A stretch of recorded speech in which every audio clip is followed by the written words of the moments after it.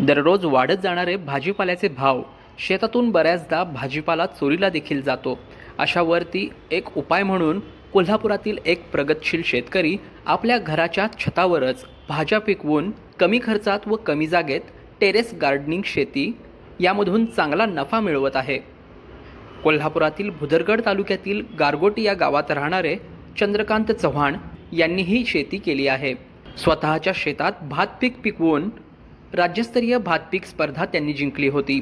त्यांनी याआधी त्यांच्या शेतात भाजीपाला पिकवून देखील बघितला, पण त्यांना शेतात पिकवलेला भाजीपाला फारसा लाभत नसल्याचा अनुभव आला.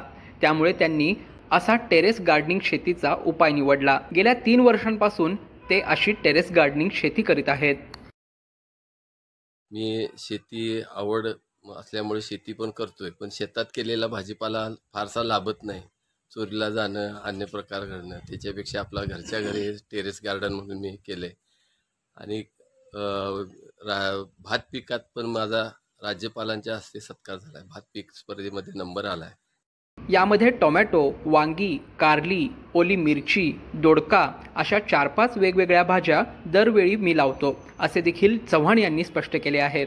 चांगल्या प्रतीची माती आणून त्याच्यात शेणखत घालून ती माती आणि शेणखत मिसळून तापून ती पोती भरून ठेवली आणि त्याच्यानंतर मग चांगल्यापैकी रोपं आणून लावली. त्याला फक्त एक सुपलाचं रासायनिक खत म्हटलं तर फक्त सुपला 15-15 घातले.